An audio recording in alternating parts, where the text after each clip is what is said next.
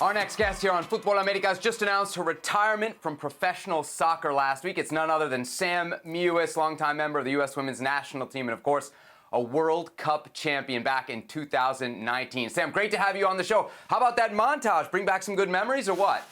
Oh my gosh, that was really fun to watch. I want a copy of it.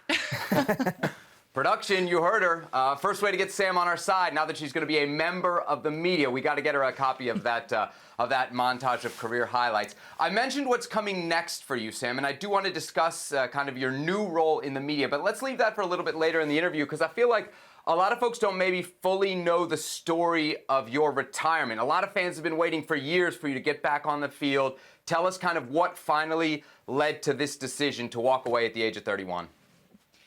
Yeah, I think honestly, after about 2.5 years of really just rehabbing my knee every day, it kind of became clear to me that my knee couldn't handle the impact that elite soccer requires. I've had a cartilage injury in my knee for 7 years now, and actually feel really fortunate that I was able to play on it for as long as I did. So the decision to step away was really difficult, and clearly it took me a really long time to accept. But overall, I think that just prioritizing my health as a person became really important to me, and I'm really sad to step away, but excited that I have something to look forward to. Well, we're excited to have you on this side of the river, if you will, for what's next. But I've got to ask you, as a footballer, and I've been through these knee injuries, how much of that was the pressure? How much of that was maybe the relief of not having to do the rehab every single day? How much of it, what do you think, was regret of what could have been? What's going through your mind as you announce this retirement?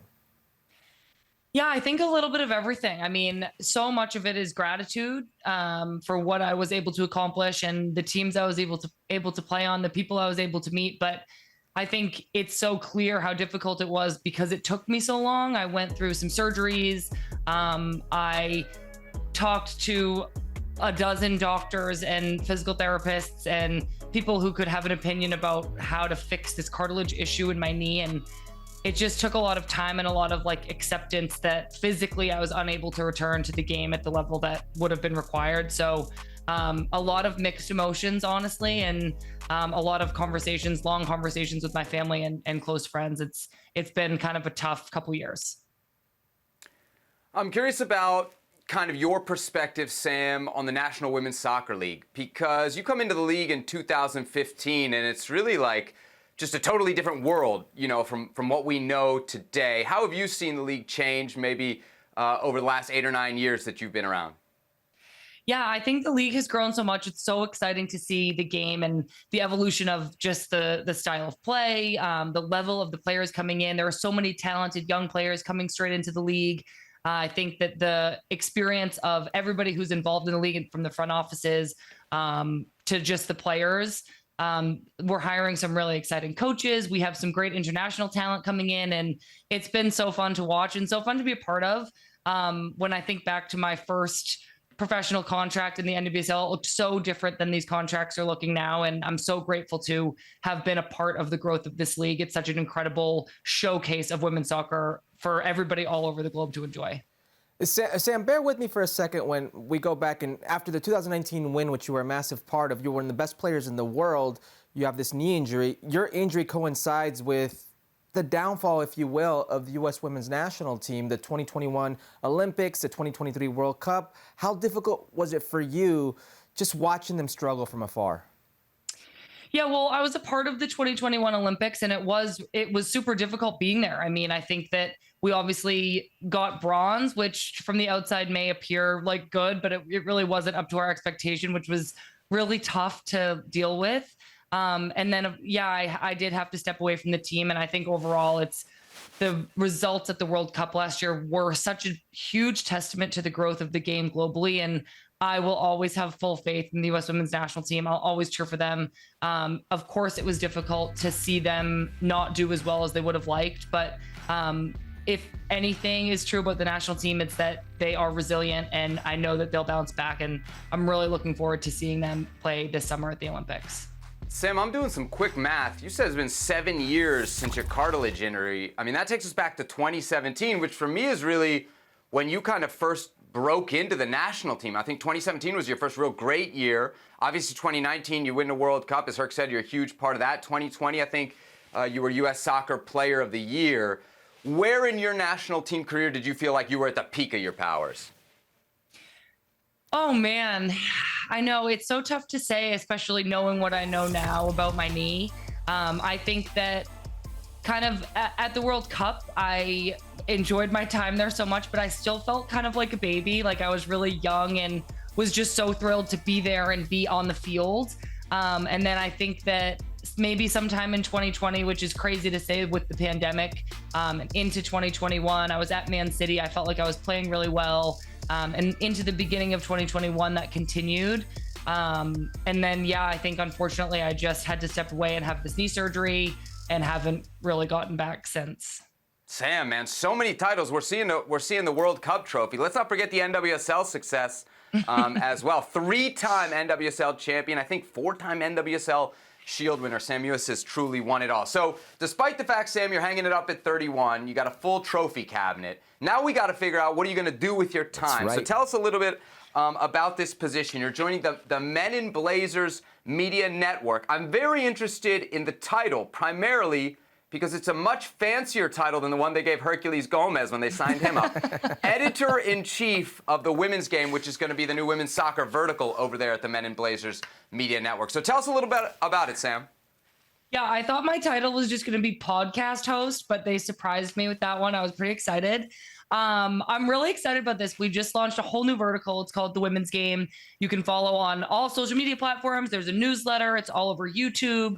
And you can listen wherever you get your podcast. But basically, we want to cover the global game. We want to have coverage of the NWSL and the U.S. Women's National Team, but also club games that go on in Europe, Champions League, international games, world tournaments. We really want to be the place to hear about and interact with women's football all over the world. So I'm really excited about the opportunity. I'm so thankful that I have something so exciting, something that I'm so passionate about to step right into. I just did an interview with Lucy Bronze today, and I just light up when I do these interviews. I feel like I'm so lucky that I have a second passion besides soccer. I never thought that would happen, and I just really love it so much. So I'm really excited to share it with people who like the game and people who liked watching me play. I have something else to offer now too, which is cool. Yeah, I didn't think about that, Seb. You're absolutely right. Editor-in-Chief does sound pretty cool. All right, let's put the editor-in-chief label to some good use. I am my agent, so I got to have an intervention here. All right, let's put those editor-in-chief skills to some good use. Gotham FC, one, are you excited with what Gotham FC has done? Sebi has advocated that dynasties in sports are great, and especially in NWSL, they're a necessity. I'm curious, do you think it's a good thing for the NWSL to have a dynasty like Gotham, or do you like the parity route that NWSL used to go with? Well, it's a little early to say dynasty. They did just win one so far. I am Gotham's #1 fan now. All my friends are there. I'm really, really excited to watch Gotham play this year. They have Rose Lavelle, Emily Sonnet, Crystal Dunn. My best friend, Lynn Williams, is already there. So I'm like thrilled for them and can't wait to watch them. I think it's really exciting for the league to have a team like this. I think it's definitely a positive thing, and I wouldn't be surprised. There's still going to be a lot of parity. The NWSL is a crazy league. You really never know what's going to happen, and any team can win on any given day. I hope that Gotham continues to come out on top and creates that dynasty, but they have some work to do too, so we'll have to see. The NWSL is just really competitive. Sam, it's not just a crazy league because of the parity. It's a crazy league because some of the moves that we've been seeing of late. Actually, on a segment we did last week here on Futbol Americas, Herc and I were debating some of the big moves for U.S. Women's National Team players. We talked about Emily Fox making the jump overseas. She's going to Arsenal. I'm in D.C. I'm a big Ashley Sanchez / Washington Spirit fan, so her going to your former team, North Carolina Courage, that's a big move. And, of course, you can't forget Mallory Swanson. She doesn't go anywhere, but she signs a big money deal in Chicago with the Red Stars. As you see those moves, and I don't know if there's any others that kind of jump into your mind, which do you think are some of the most important as it pertains to the U.S. team? Yeah, well, for somebody like Ashley Sanchez, I'm really excited for her. I think that obviously I had such success and such a great experience at the Courage that anytime a younger player is going there, I think it's just going to be such a great environment. There really is a special culture there within the girls. So I'm really, really excited for Ashley Sanchez. She's a former UCLA Bruin just like me, so I have always kind of kept my eye on her and have been rooting for her. I'm also really excited for Emily Fox. I think that my experience going to Man City when I did was really, really good for me as a player. It got me outside my comfort zone. I learned so much from my teammates there. I got to play with these world-class players in a totally new league. So I can't wait to see what that does for her. I think that it shows me how much she wants to grow her game. She's willing to do something that not everybody is doing. And I think it's really impressive. So I can't wait to see how she does there and how much it helps her game. I'm curious, you spent time in Manchester City. What are some of those differences between the English game and the domestic game here for the NWSL? Yeah, I was actually just interviewing Lindsay Horan about something similar with her experience between the US and France. I think the differences are small. It's not like black and white differences, but stereotypically, I'd say that the NWSL is really transition based. Tons of incredible athletes, and the game is just really, really fast. And then I found when I played in the WSL in England for Man City that there was just a little bit more of an emphasis on tactics. Our tactics would change with each team we were facing. We would talk so much about how much can we pass the ball around before we go forward. The technical level of the players was so incredible. I feel like just the systems that they have in England to develop players from a young age, technically and with great tactical knowledge, was super impressive. So the leagues are a little bit different, but I wouldn't say it's as black and white different as sometimes people make it seem. Sam Mewis, there she is. Great to have you here on Futbol Americas, and great to have you as part of the media now. You can check out her work over at the Men in Blazers Media Network, The Women's Game. It's the new women's soccer vertical. Sam, congratulations on the retirement, on a great career, and on the move into the press. Thank you so much. Thanks for having me. Thanks, Sam.